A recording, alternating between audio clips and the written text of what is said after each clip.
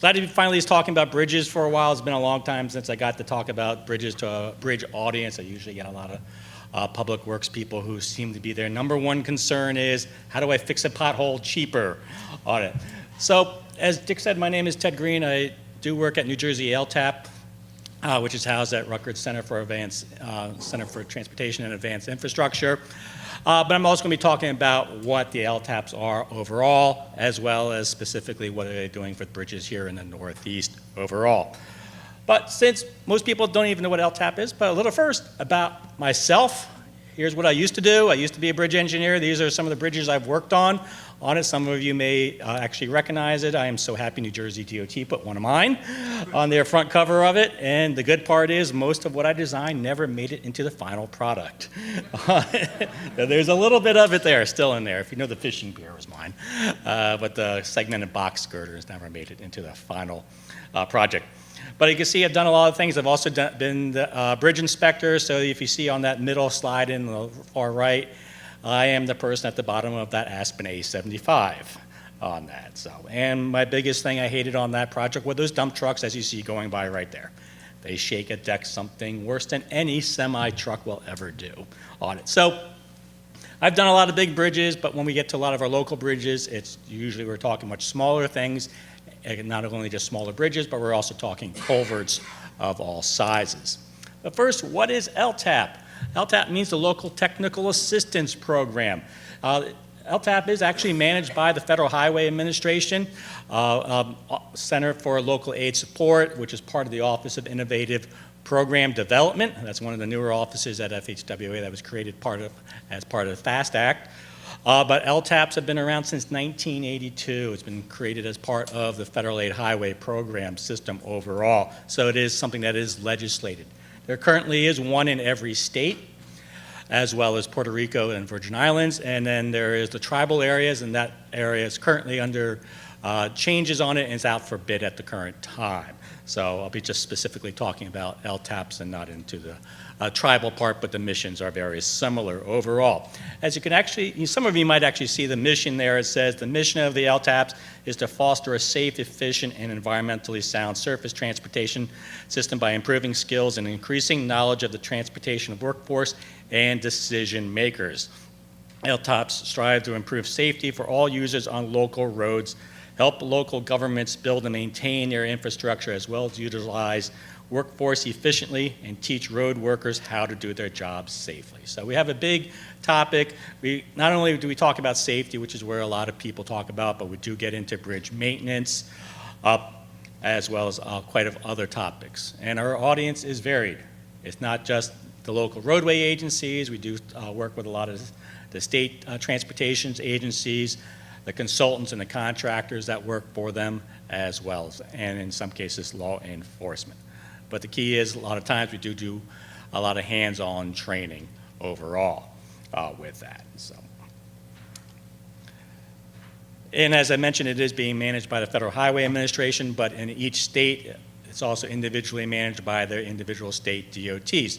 So the LTAPs fall into two groups. Some are managed in-house by the individual state DOTs. Others are managed, they're contracted out, usually through research or through the planning departments to some of the local universities.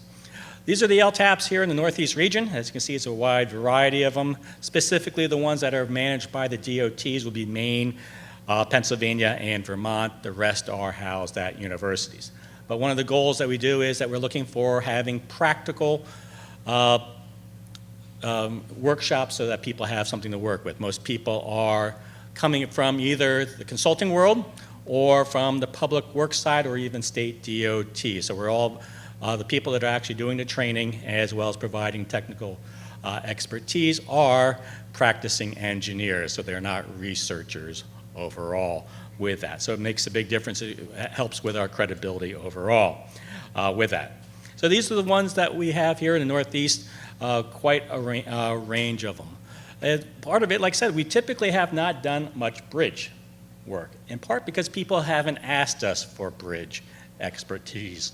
Not every state does it, but as a part of such a large nationwide network, we have the ability to ask anybody out there question, who do you know that is a great resource for bridges overall? Here in the Northeast, we have quite a few people that have bridge experience. Myself included, having done bridges in several states in the Northeast as well as other parts of the country. But then we even have people in Delaware who've done it, as well as New York State in addition to that. We do have formal partnerships out there. So at what's called the National LTAP Association, that is the association that oversees all of the LTAPs and TTAPs, we do have a formal partnership with AASHTO, as well as the American Public Works Association, APWA, NACE, which is the National Association for County Engineers, and NTTD, which is the National Transportation Training Directors. That is the training directors for the state DOTs. They have a very similar mission. They are looking at how they work with their workforce within their own agencies. But a lot of time we do work together because we actually have similar things. They're working at the state level. We're working with the local agencies overall with that. So, and I'm actually a member of every one of these, except for AASHTO. Well, you aren't actually individual members, but I do have membership with 3 of those associations overall with that. So here's some of the things that we're doing in individual states. Here in New Jersey, we haven't done much. A lot of these have been older ones.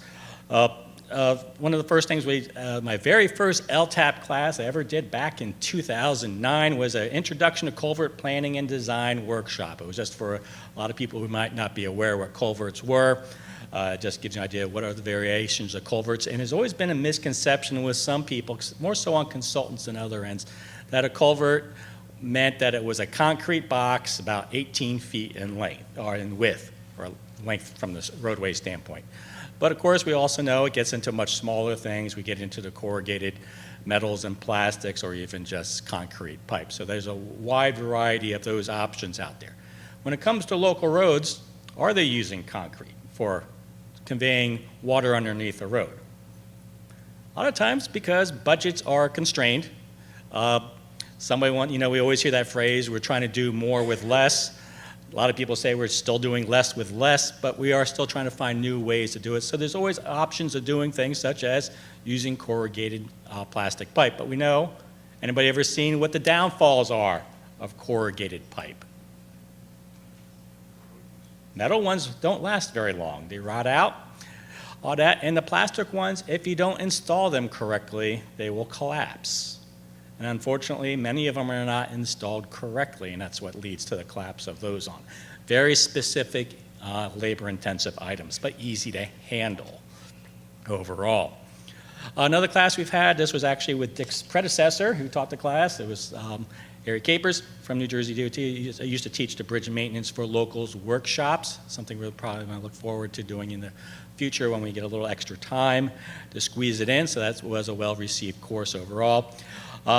We also hosted, it was a hugely received class, hosted the FHWA Bridge Inspection Non-Destructive Evaluation Showcase. That was a class workshop that was going around the country, talked about various non-destructive methods of bridge inspection overall with that. That's also when I learned the true power of LinkedIn.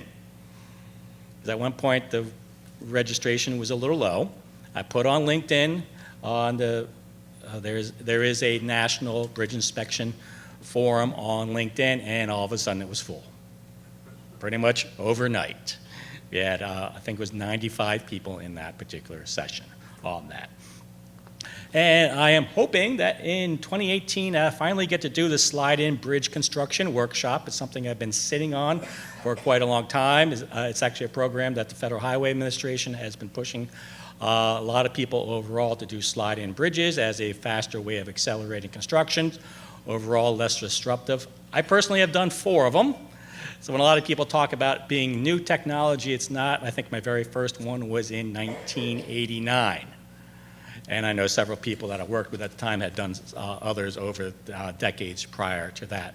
But it does provide that they are innovative ways that can reduce construction costs, as well as reduce the disruption on the roadway, and that has a different economic impact on the communities on that.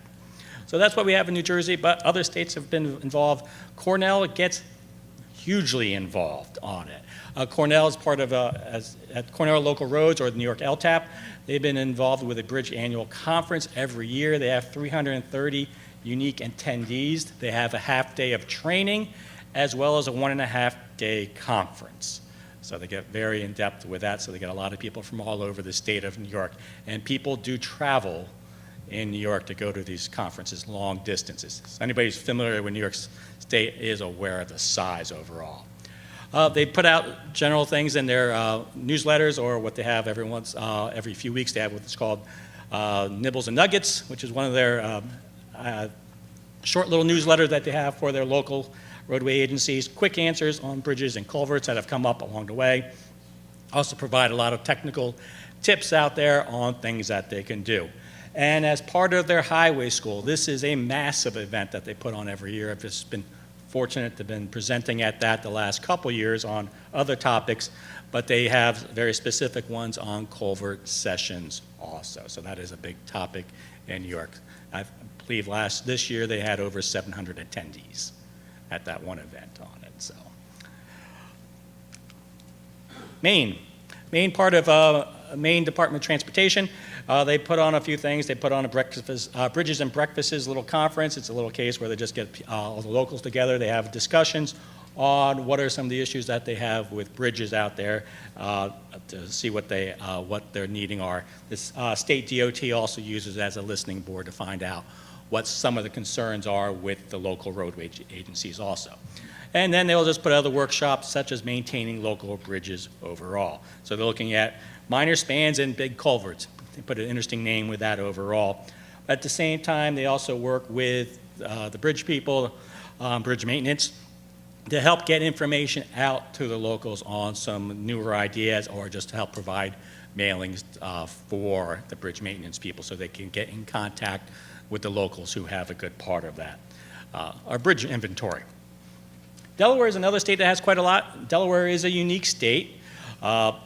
When it comes to bridges, I believe almost every bridge is owned by the state. They don't get into the local bridges necessarily, but they have put on the FHWA demonstration for GRS, IBS. Bridges construction, that's something that we've looked at here in New Jersey, but we generally have a scour problem overall, so it's not really what you call economically practical for that point. But then they have worked with placing interns with local governments in Delaware as well as in Maryland. One of the people who works at Delaware LTAP is a former public works director in Maryland, so he has good connections in Maryland also on that. But they also provide the training with them to get them very knowledgeable with the bridge community overall.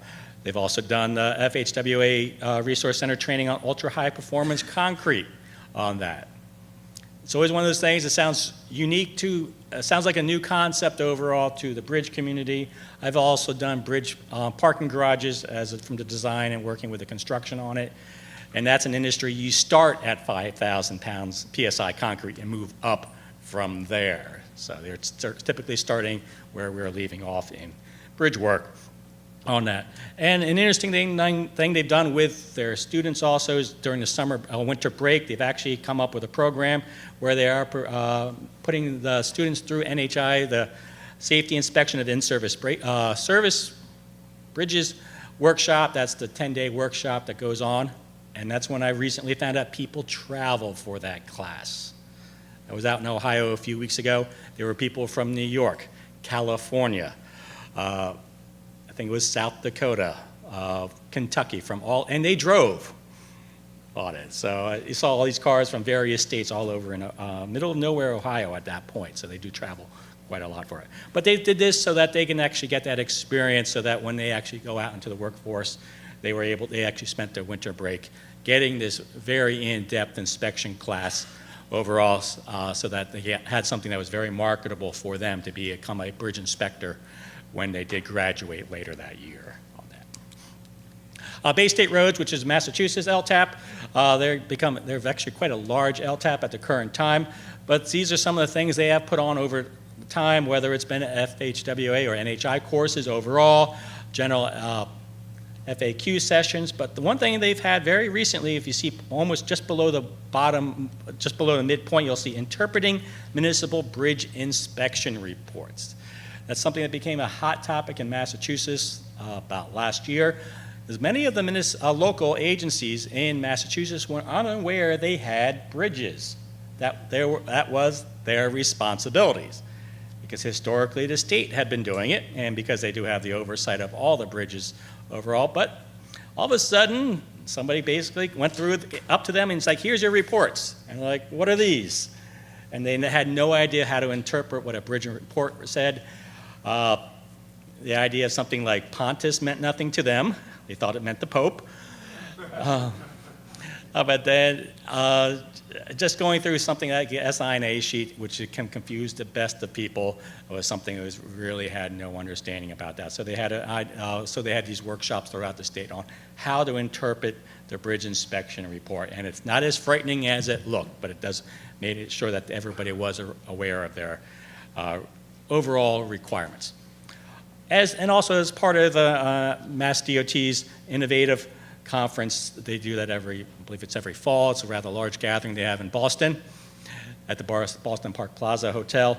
They get into a lot of things. They've talked about the fast track construction bridges. There have been several of those in Massachusetts. They've been, the Federal Highway Administration made that, there was a large talking points about what they did in Massachusetts the other year on that, as well as talking about the slide-in bridge construction also. And then finally, the Maryland LTAP, that's out of University of Maryland. They've put on every once in a while, they have put on seminars on the GRS IBS construction techniques overall with that also. So that's a bit rundown about what the LTAPs are, what we do. And like I said, we do have one in every state. We are out there. We do help everybody. It's not specific to the local roadway agencies. There's also anybody that works with them, including the consultants and contractors that do it. And we also are responsible for federal lands agencies also with that. So that, I'll actually open it up for if anybody has any questions. You want to know more about bridge inspection for the locals here. So how would they approach you, or bridge products? How would you put on a seminar yourself, or would that be something the DOT would approach you with? Or how would that happen? What's the logistics for, say, we just heard an interesting thing about corrosion preventive with galvanized rebars. If they wanted to bring that to you, to bring to your constituents, how would that happen? It does vary by state by state. Two ways to contact the LTAPs is, I would say the best way is to contact the LTAPs directly, because I've put on some sessions when we put them on, so if we had something such as the continuous galvanizing on it, we will actually we'll invite the vendors in overall. There's usually going to be a no-cost class. Sometimes there are costs just to pay for food overall, just to get through some of the ethics requirements out there. But as long as it's not what we call a sales pitch, it's no problem, because I know one vendor here, we've had their roadway crack seal people in. It's never been a problem with that. It's always well received. That's how they learn about it. But in those cases, it's best to reach out to the individual LTAPs on it. But if you're a state DOT, also you can reach out to your LTAPs. There's usually going to be somebody that's coordinating it, audit. So it might be best to go through some of your internal channels to go. But usually it falls under either, if it's a university-led system, it's going to be somebody usually in research or in planning on it. But even with the ones that are in-house, it's usually in the planning departments that are handling that. But also when you contact the LTAPs, don't necessarily contact the director. Find somebody that says like program coordinator right below it. They're usually the best person to talk to. In New Hampshire, we have a technology transfer center. Yep. Now what's the difference between that and an LTAP? In New Hampshire Technology System, that's a general overall center. As like I work also at CATE, Center for Advanced Infrastructure and Transportation. Delaware has a Delaware T2. That's a bigger center that does a lot of things for transportation, more so research, but then within those is the actual LTAP also. I'm glad you were on the Cornell slide, because I had a question about that. You had a split 1/2 training and then 1.5 days for the conference. Is that a half day of training, or is Yeah, that? they would have half-day workshops specifically on training. And were those geared towards NHI courses? Not necessarily, it could be just a lot of bridge topics. I know one of them definitely will be talking about general maintenance of culvert structures on that. Is ultimately what is, in that particular case, the way they work in New York, they do have big focus group meetings. I know theirs is next week in New York, and they'll see what do the local highway agencies want. What are their concerns? And they also work with NISDOT also to find out what concerns they're hearing also from the locals on that. So, How far ahead does that focus group meet prior to that conference? that particular one, we're talking almost a year in advance because the bridge conference, I believe, was the later part of this summer. Highway school is in June. But even at the highway school, bridge topics do come up quite a lot. Thanks for being here. Quick question. You said in the beginning of your presentation when you mentioned that bridge topics weren't typically covered and you asked why, they're just not asking for them. Have you ever considered an outreach? Like if you're given something that you think is intriguing or they might be interested in, do you do a push to try to get interest? That's always one of those things. One thing that is, each LTAP does put out individual sessions. For anybody here in New Jersey, we just recently put out our poll on it, so it only goes out to people that are currently on our listserv. But if you saw the invitation, just say for the New Jersey one, you are free to distribute that to as many people as possible on that. Because also what happens is that a lot of times we might be sending out links to just say for a surveyor, it might be a county engineer. But there's a whole workforce below them that has very specific needs that are different than somebody who is a licensed PE who has 40 years of experience. This might be somebody that's recently out of college. They're looking for additional knowledge. A lot of times they don't get their input into the system. But with that, there is going to be, and probably by year ends, there will be a national survey coming out by the Federal Highway Administration Center for Local Aid Support about LTAP's overhaul. And they're going to send it out to a lot of people, and also if you do receive an email about this survey about what do you want, as topics. That's also something you're free to distribute to other people also. So that's, a lot of it is based on feedback. I can say as a civil engineer, especially here in the Northeast, we don't always want to say something. As Dick said, he's the first person who asked a question and gets things rolling. It's the same type of thing like that. If one person asks, it does help gets the ball rolling for the additional bridge topics on that. So.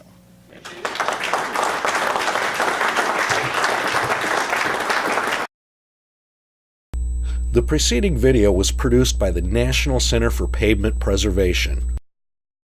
More information can be found at tsp2.org. That's tsp2.org.